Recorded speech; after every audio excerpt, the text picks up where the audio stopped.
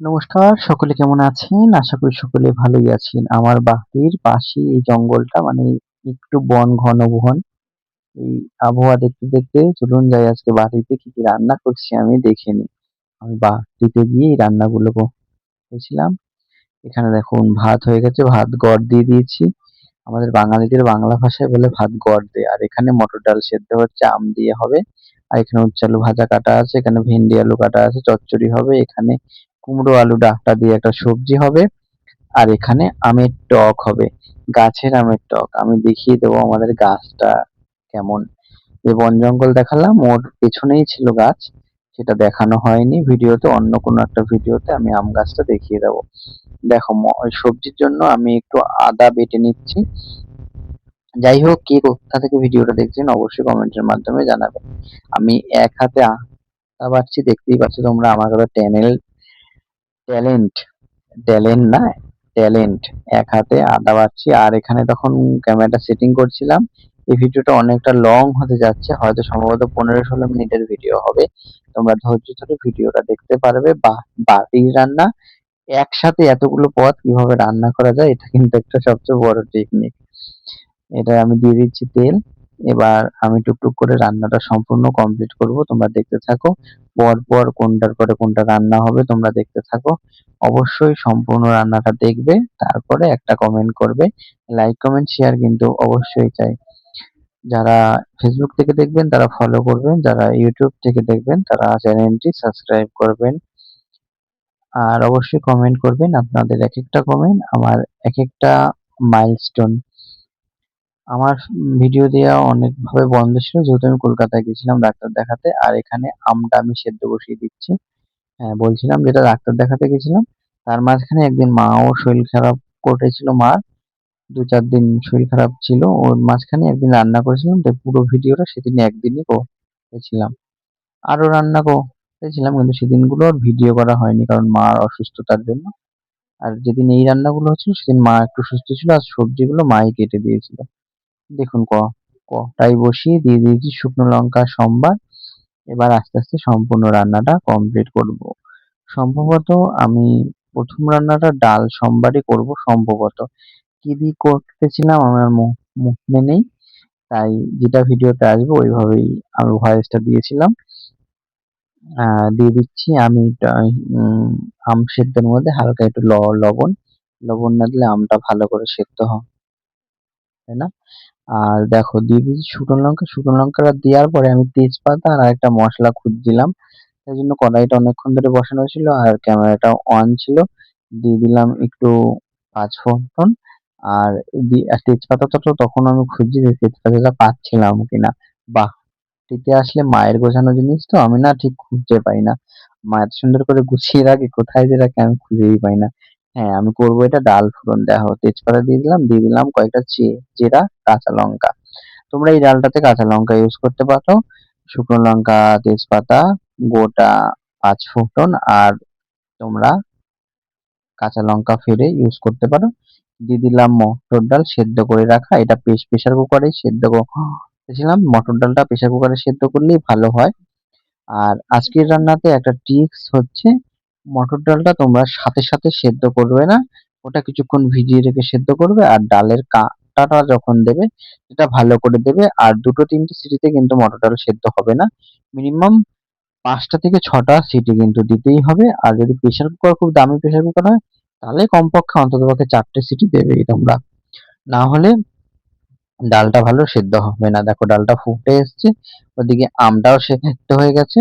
আমি সম্ভবত কড়াইটা বন্ধ করে দিয়েছিলাম আমের। আর এদিকে ডালটা আমি নামিয়ে নিচ্ছি গামলাতে। এক এক করে সব রান্নাগুলো এখানে আমি কমপ্লিটলি দেখাবো।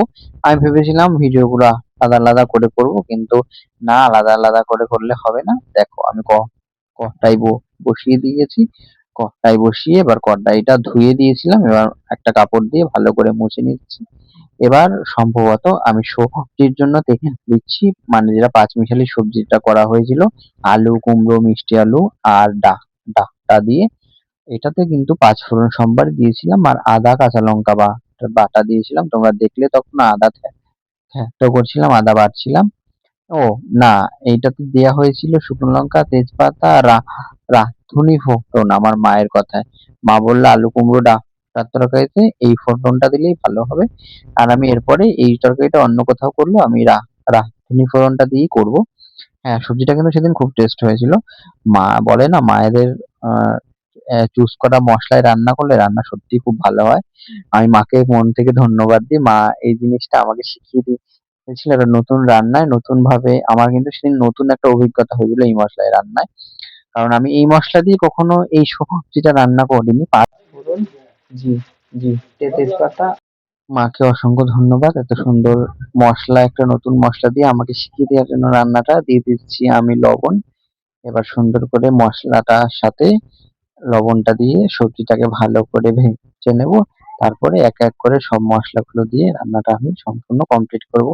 তার সাথে সাথে তোমরা দেখতে থাকো, অনেক রকম রান্না আছে এখানে। উচ্ছে আলু ভাজা হবে, চাটনি হবে, তারপরে হচ্ছে ডালটা তো আগে হয়ে গেল, ভাতটাও হয়ে গেছিল, সবজি আর উচ্ছে আলু ভাজাটা আর চাটনিটাই বাকি রইলো। তোমরা দেখতে থাকো, সম্পূর্ণ রান্নাটা এখানেই কমপ্লিট হয়েছে। অবশ্য সেদিন আমাদের নিরামিষ ছিল, সেদিন কোনো মাছ মাংস কিন্তু কিছু রান্না হয়নি।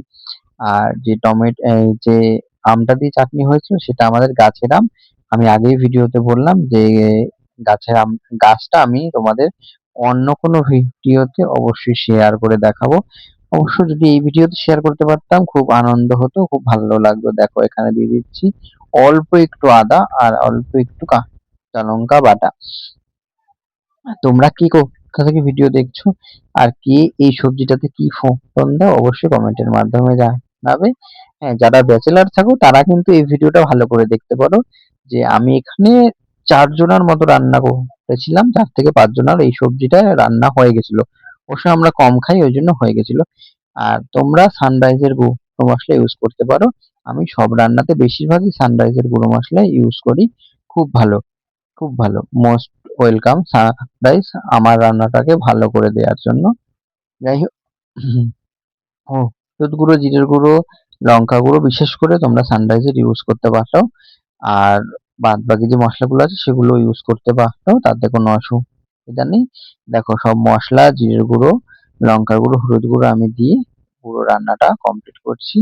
হ্যাঁ, জিরে যেহেতু বাটা দিয়েছি, জিরের গুঁড়োও দিয়েছিলাম একদম সামান্য। সেটা হয়তো সম্ভবত স্কিপ হয়ে গেছে বা সম্ভবত ক্যামেরায় আসলেও আসতে পারে। কারণ ক্যামেরাটা কখন বন্ধ ছিল কখন অন ছিল আমি বলতে পারছি না।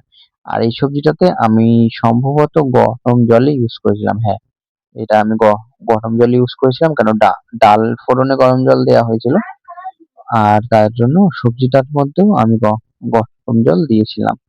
যাই হোক, আপনারা কি কোথা থেকে ভিডিওটি দেখছেন অবশ্যই কমেন্টের মাধ্যমে জানাবেন।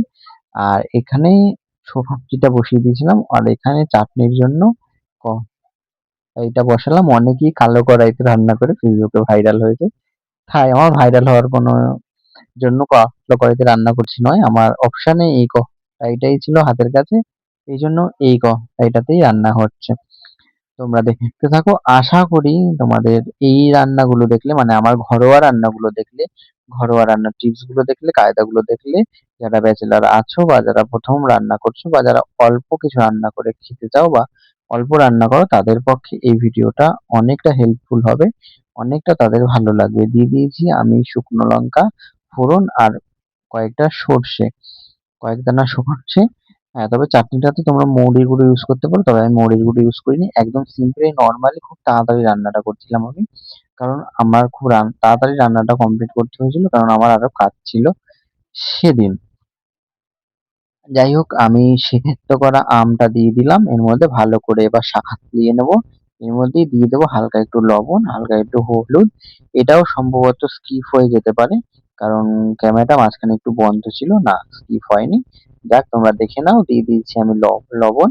এর মধ্যে দিয়ে দেবো হালকা একটু হলুদ। লবণ যখন স্কিপ হয়নি তাহলে হলুদটাও তাহলে স্কিপ হবে না। যাই হোক, তোমরা কি কোথা থেকে দেখছো ভিডিওটা অবশ্যই কমেন্টের মাধ্যমে জানাবে। আর তোমরা ছোটখাটো অল্প রান্নাতে তোমরা যদি হাতে লবণ হলুদ লঙ্কার গুঁড়ো না ইউজ করতে পারো, তাহলে হালকা ছোট চামচ ইউজ করতে পারো, তাতে পরিমাণটা ঠিক হবে। আমার মনে হয় আমি সেটাই করি আগাগোড়া সবসময়, যখন আমি বাড়িতেও রান্না করতাম বা যেখানেই আমার অল্প রান্না করতে হোক। যদিও এখন আমার হাতের আন্দাজ অনুযায়ী আমি হাতেই সব মশলা দিই সব জায়গাতেই, কিন্তু সেদিন ওই চামচটা ছিল মশলার মধ্যে, এই জন্য দেওয়া হয়েছে, যেহেতু মা ইউজ করে মায়ের কায়দাই করছিলাম আর কি। মায়ের কায়দাতেই সব রান্নাগুলো হয়েছে। আর মাই বলে দিয়েছিল এইভাবে করলে পরে ভালো হবে। যে সবজিটার কথা বলছিলাম, যে সবজিটাই মা ওইভাবে করতে বলেছিল, ওই জন্য ওইভাবে করছিলাম। বলে রান্নাটা সত্যি হ্যাটস অফ হয়েছে, সবাই রান্নাটা খেয়ে ভালো বলেছে। এমনিও আমার রান্না খেলে আমার বাড়ির লোক খুবই প্রশংসা করে। এটা সবাই বুঝবে না, বাড়ির লোকে রান্না করে খাওয়ালে কি আনন্দটা পাওয়া যায়। যাই হোক, আমি খাওয়াই আমার খুব আনন্দ হয়। আর যেহেতু আমার রান্নাটা প্রফেশন, আর বাই প্রফেশন যেহেতু রান্নাটা, সেহেতু এটা করতে হতে পারে বা আমি করি। যাই হোক, যারা শিলিগুড়িবাসীর জন্য আহ, একটা কথা আর কি, যারা শিলিগুড়িতে নতুন হোটেল বা নতুন ক্যাফে ট্যাফে খুলবে, তারা যদি আমার এই ১,৫০০ পরিবারে তাদের ক্যাফের ভিডিও আর কি প্রেফার করো, তাহলে আমি গিয়ে তাদের ভিডিওটা করব অবশ্যই। হ্যাঁ, আমার কোনো ক্যামেরাম্যান নেই, আমিই যাব ভিডিওটা করতে, তোমাদের অ্যাডটা করে দেবো। আশা করি তাতে তোমাদের অনেকটা উপকার হবে, হেল্পফুলি হবে। আমি আমার নাম্বারটা আমি পরে দিয়ে দেবো। তোমরা কমেন্ট বক্সে আপাতত আমার সাথে যোগাযোগ করতে পারো। তোমরা যারা নতুন কিছুর ওনার আছো বা নতুন কাজ শুরু করতে চাইছো, যারা অ্যাড করাতে চাইছো, অবশ্যই আমার সাথে যোগাযোগ করতে পারো। দেখো এখানে তরকারিটা প্রায় কমপ্লিট হয়ে গেছে, আর এখানে চাটনিটা হয়ে গেছে। এবার আমি উচ্ছে আলু ভাজার জন্য এই কড়াইটা ইউজ করছি। যাই হোক, আমি যেহেতু সব ভিডিওগুলো মানে যারা রান্না করলাম সব ভিডিওগুলো একসাথে দিয়ে দিলাম। এরপরেও আমি এই যে উচ্ছে আলু ভাজা করছি আর চাটনি করছি, এই রেসিপিটা আমি আলাদা আলাদা ভাবে দেবো। তোমরা ফেসবুক থেকে দেখে নিতে পারবে, যদিও এই ভিডিওটাও সম্পূর্ণ ফেসবুকেই পোস্ট করা হবে। দিয়ে দিলাম হালকা তেল, দিয়ে দিলাম হালকা কালো জিরে। উচ্ছে আলুটা একসাথেই প্রেফার করলাম আমি, যেহেতু অল্প হবে। যদি বেশি করে হতো তাহলে উচ্ছেটা আমি আগে ভেজে নিতাম। উচ্ছেটা আমি আগে ভাজলাম না, উচ্ছে আলুটা একসাথেই ভাজলাম। হালকা একটু লবণ দিয়ে আগে সাঁতলে নিয়েছিলাম। হলুদ চা দিয়েছিলাম কিন্তু আমি অনেক পরে, যেহেতু হলুদ চা দিয়ে দিলে আলু উচ্ছে দুটোই শক্ত শক্ত হয়ে ভাব চলে আসবে, আর সহজে সেদ্ধ হতে চাইবে না। তোমরাও এইটা করতে পারো, এইটাও তোমাদের জন্য একটা টিপস, তোমরা ধরতে পারো।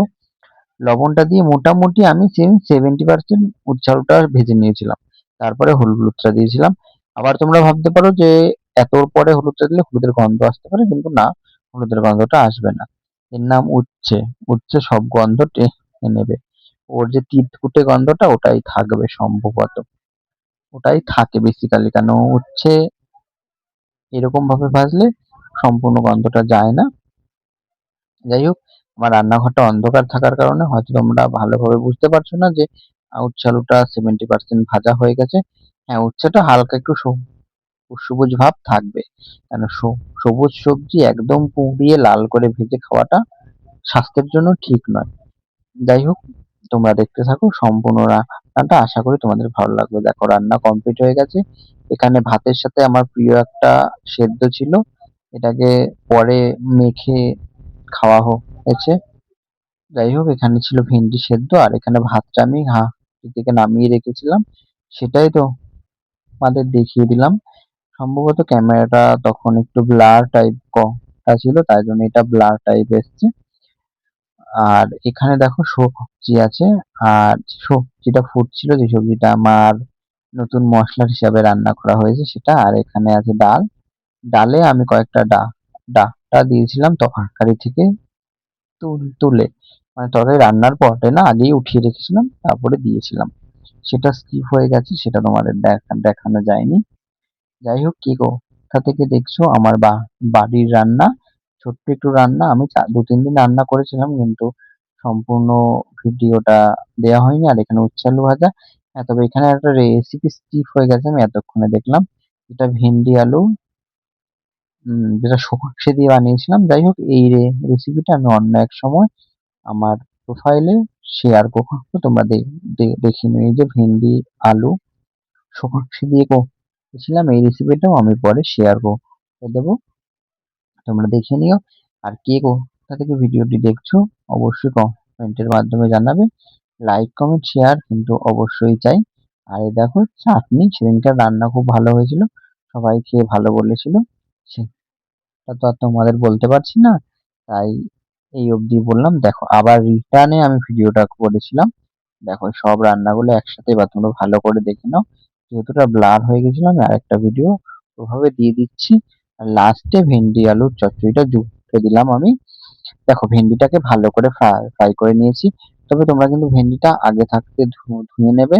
মার মুখে ছিল না, মা ধোয়নি ভেন্ডিটা। যাই হোক আমি একটু তাও কায়দা করে করলাম, যাতে ভেন্ডিটা বেশি পিছলা পিছলা ভাবটা যাতে না থাকে।